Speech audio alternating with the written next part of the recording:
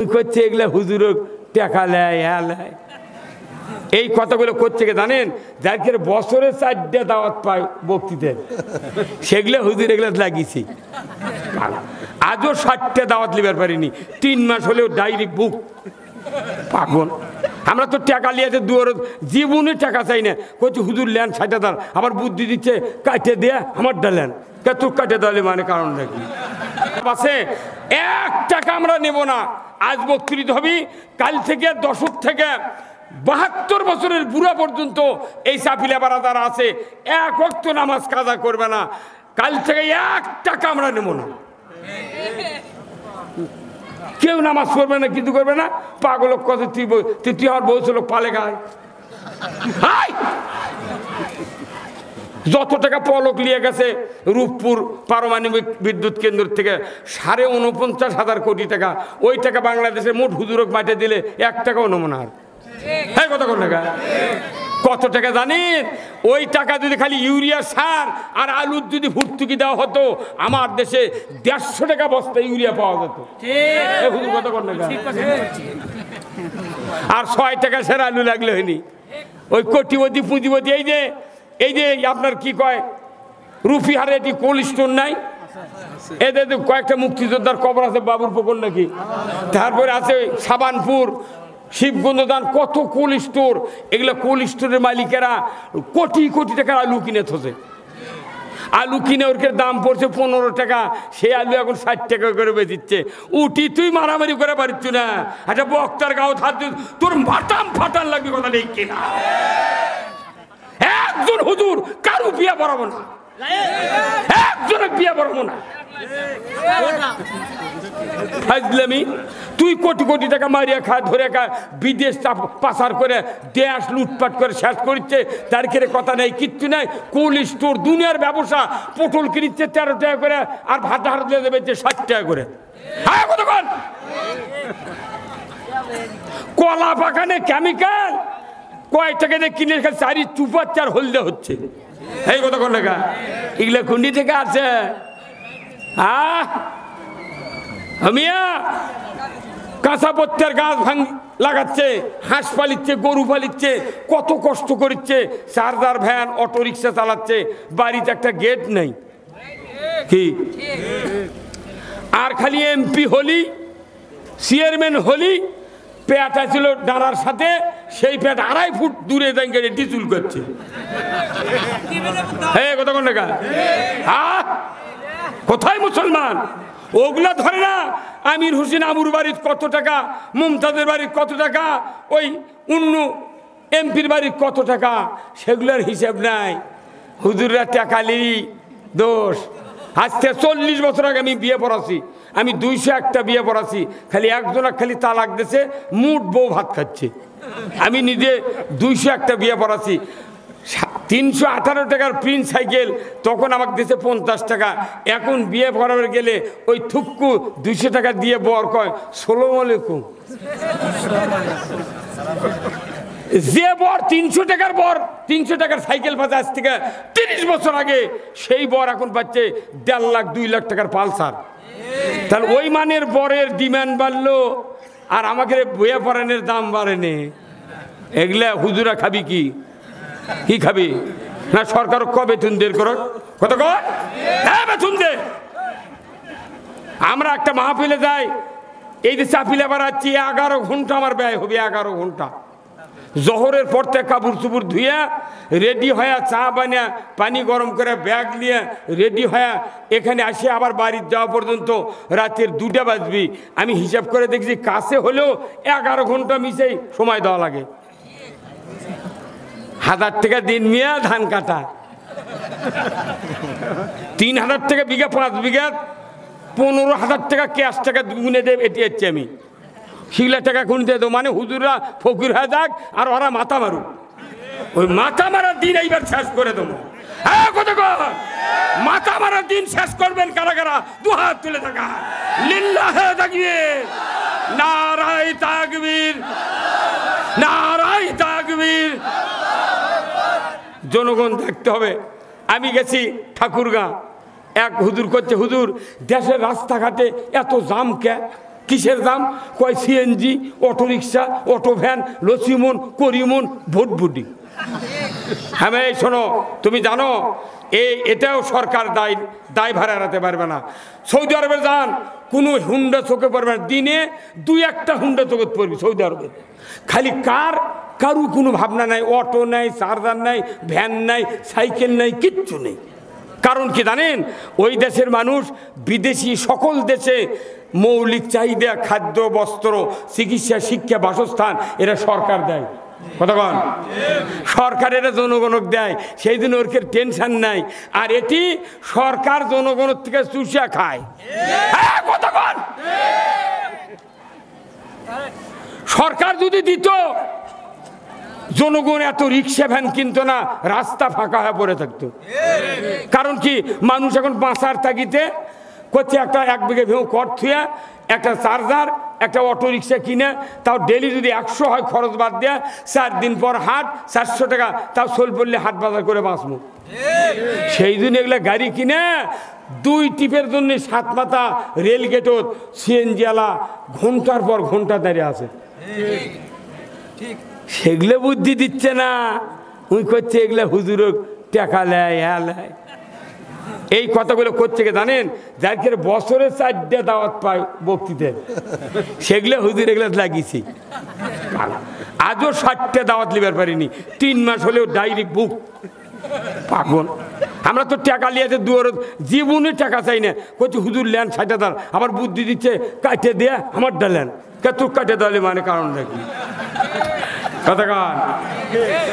মুসলিম আমি, সৈনিক আমি চির রণবীর, আল্লাহকে ছাড়া কাউকে মানি না, নারাই তাকবীর।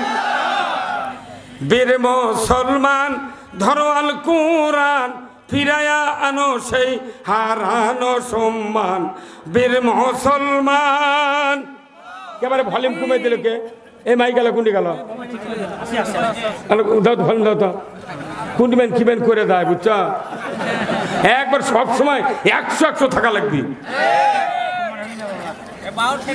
যে আওয়াজ শুনে ওরে মুসলমান, ভাই কাঁপিত কাফির বেঈমান, জোরে কান মারহাবা। দাউরে সে হুঙ্কার কররে তুল পার, পাপে দুনিয়া ভেঙ্গে কররে চোরমার। বীর মুসলমান ধরো আল কুরআন, ফিরায়া আনো সেই হারানো সম্মান। বীর মুসলমান, আমরা বীরের জাত। কোরআন যদি বিজয় থাকতো, কোনো মানুষের খাওয়া পড়ার দুঃখ অভাব হতো না। কোরআন কায়েম করবো না, খালি মুঠ দোষে হুজুর কেড়ে কি? ওই জন্য মনের দুঃখে আমি করছি, আমার এলাকা তো করছি, তোর বেটা একটাও নাই জানাজা করার জন্য, কেউ নেই। আমাকে জোর করে তার ঢুকে দেয়, করেন হুজুর জানাজা। আমরাও অঙ্কে ক্যাপাসিটি শিখে গেছি, খালি আল্লাহ করে খাড়ায় থাকবো, মুখ লরম, একটা দোয়া কম না, ফাটা ফাটা। এই কথা করলে গায়ে দোয়া মুখস্থ করতে মাথার রগ সেনো হয়ে গেছে। কি একটা দোয়া কুনুত মুখস্থ করা?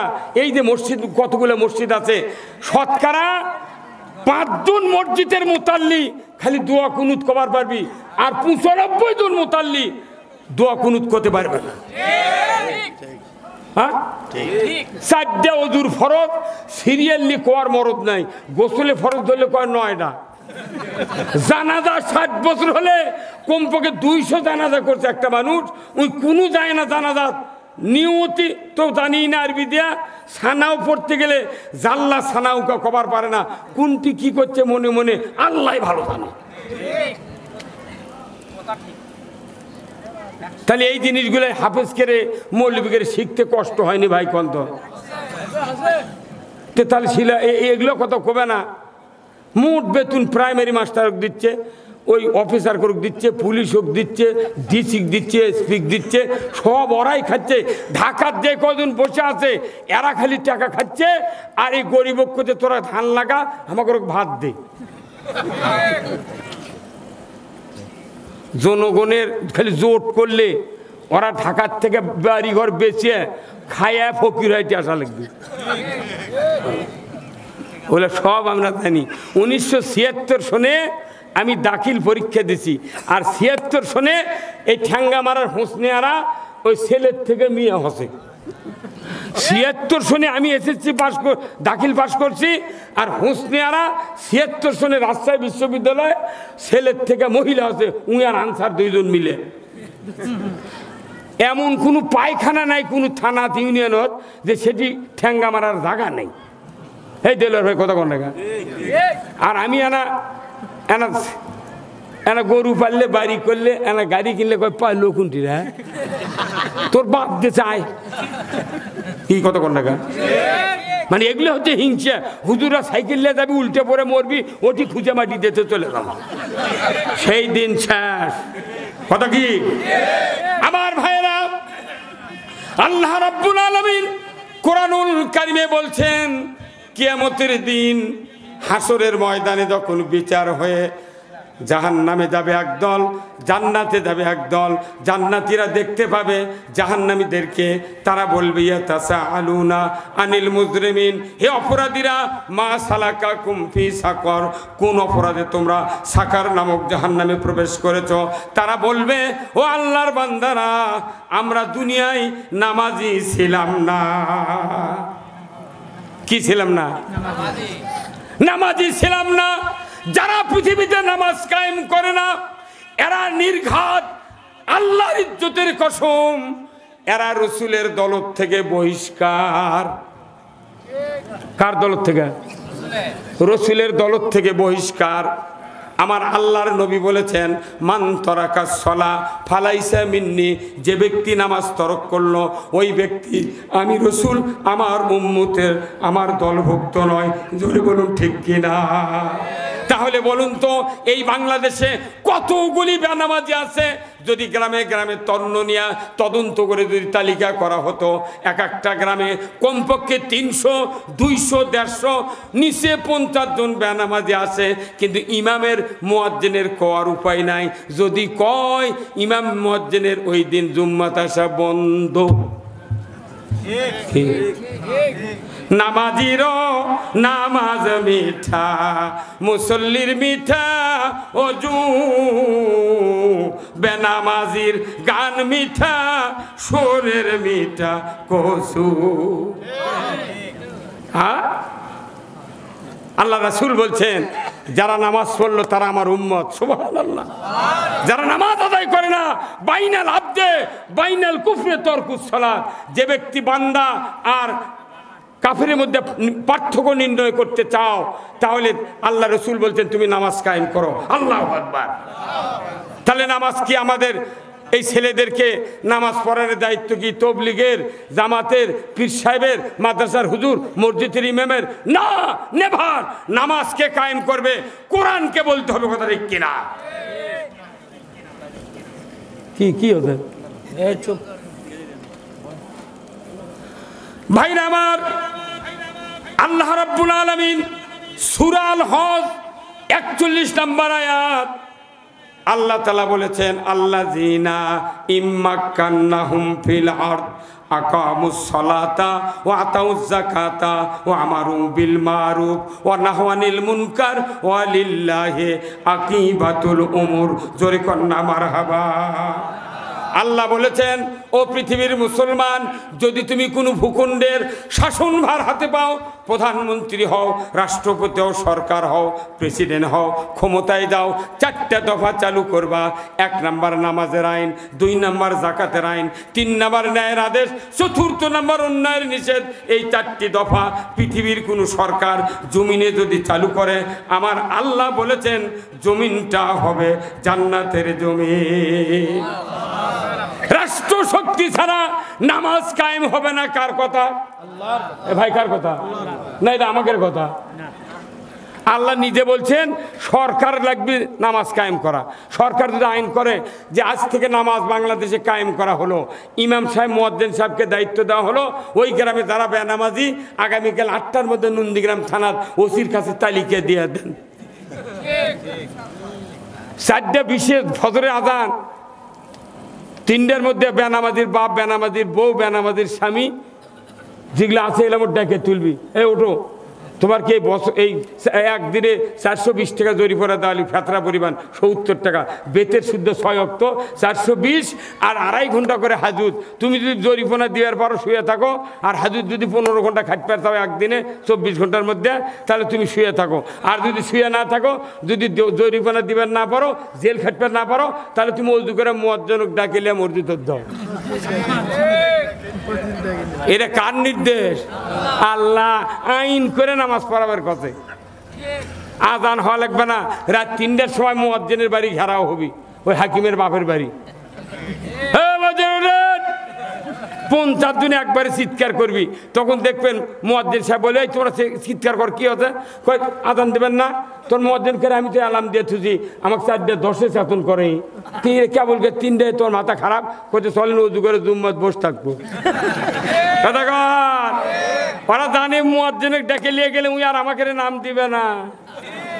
মানে এটা হচ্ছে সরকারের আইন। তুমি জুম্মার ইমামতি করবে, তুমি মিম্বরি করবে, করবো সব করবে, কিন্তু আল্লাহর আইন কায়েম হলে যে নামাজ কায়েম হবি। আপনার বেটা যদি নামাজি হয়, আপনার জন্য দোয়া করবে কবরের পাশে দাঁড়িয়ে, 40 বছরে কবরে আযাব আল্লাহ মাফ করে দেবে।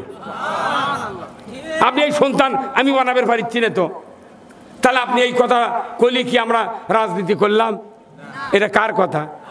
তাহলে এই জাহান্নামে যারা যাবে তাদেরকে বলবে, ভাই তাহলে তোমাকে 1 নম্বর অপরাধ কি? কয় লাম নাকু মিনাল মুসাল্লিন, আমরা নামাজি ছিলাম না। যারা নামাজ আদায় করবে না, নির্ঘাত তারা কিয়ামতের বিচারের পর কোথায় দেবে? জাহান্নামে, সাকার নামক জাহান্নামে। ওই সময় যা কান্দে কাটা লাভ, তাহলে বাঁচে থাকতে দৌড়ান লাগবি। কি কথা কোন টাকা? 2 নম্বর, তারা বলবে ভাই আর কি অপরাধ?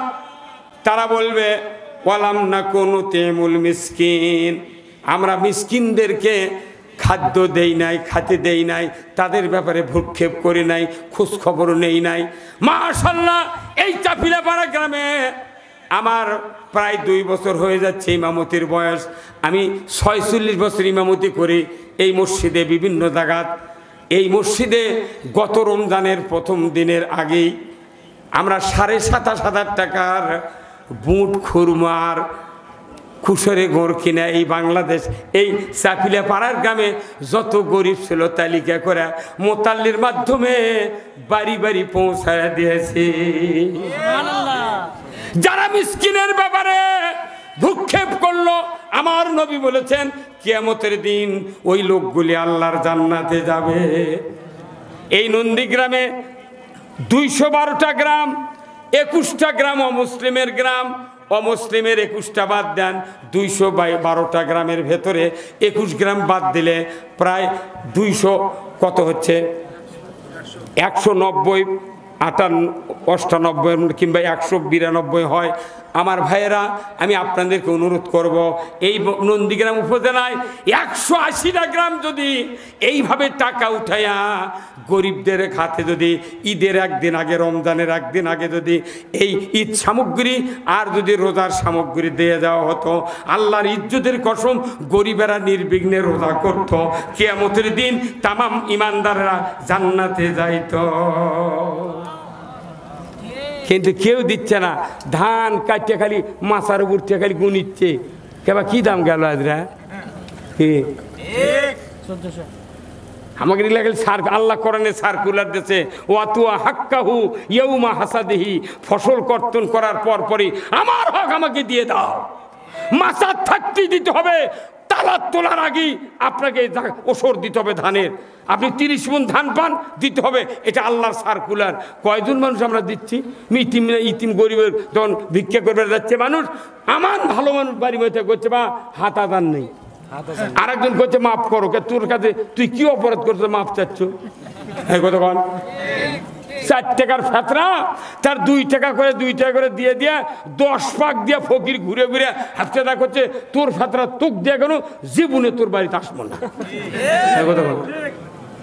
কি গরিব মানুষের 4টা খাত, একটা ওসর, একটা জাকাত, একটা চামড়ার টাকা, একটা ফেতরার টাকা। এই 4টা খাত যদি বাংলাদেশে 100% ব্যবহার হতো, একটা মানুষ কিস্তির কাছে যাওয়া লাগতো না। এই কথা কেউ কবে না। হুজুরা খালি জুম্মা যা আল্লাহু আকবার। হান্নান বাতাম ফাটাবি তোমার কি ইয়ের কি ইমামকে ধরবে কিয়ামতের দিন। ইমামের উপর দায়িত্ব আছে। ইমাম হলো এই গ্রামের টিওনো, কথা ঠিক কিনা, নির্বাহী কর্মকর্তা। এই গ্রামের যত দরিদ্র আছে এর সুষ্ঠু বন্টনের ব্যবস্থা ইমামকে কমিটির লোক নিয়ে করতে হবে। আপনি খালি বক্তৃতা নামাজ রোজা দিয়ে কাজ হবে না, এই এতিমকে দেখতে হবে। কার হুকুম? আল্লাহ। এরপরে আল্লাহ বলছেন ওই জান্নাতি মানুষগুলি বলবে, ভাই আর কি তোমাদের অপরাধ ছিল? তারা বলবে ওয়াকুন্না নাখুদু মাআল খাইদিন। আমার আল্লাহ বলেছেন ওই মানুষগুলি বলবে যারা দুনিয়াতে ইসলামী জীবন ব্যবস্থা বিলুপ্ত করার চেষ্টা করেছিল, আমরাও তাদের সাথে প্রচেষ্টায় রত ছিলাম। ওই ফেরাউন ছিল আল্লাহর দুশমন, কথা ঠিক কিনা? আল্লাহও ছিলেন ফেরাউনের দুশমন। এই ফেরাউন আজ থেকে ৬৫০০ বছর আগে মিশরের প্রধানমন্ত্রী হয়েছিল। তার বয়স ছিল প্রায় ৪৫০ বছরের মতো।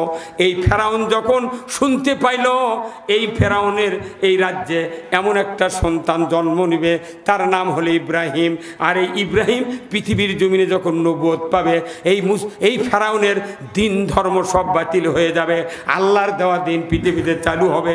এই ফেরাউন তুমি দুনিয়াতে অসহায় হয়ে যাবে, অতএব ওই ইব্রাহিম যাতে পৃথিবীর জমিনে না আসতে পারে এই ব্যবস্থা তুমি করো। কসে ঠাকুর মাথা নেড়া করা ঠাকুর বোঝেন না? এই কসে যে এই কাম করো, তাছাড়া কোনো তোমার এগুলো ধর্ম টর্ম থাকবে, তোমার রবগিরি শেষ হয়ে যাবে। ফেরাউন করলো কি? ওই দিন থেকে মিশরের সমস্ত শিক্ষা প্রতিষ্ঠান বন্ধ করে দিল। একজন বুদ্ধি দিল, তার রাজনৈতিক সেক্রেটারি ছিল।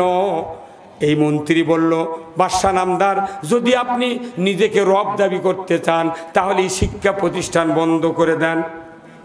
কি করে দেন? তে বাংলাদেশে তো শিক্ষা প্রতিষ্ঠান ভাঙ্গে দিয়াকে শেষ করে দিয়া ব্যাঙ্গের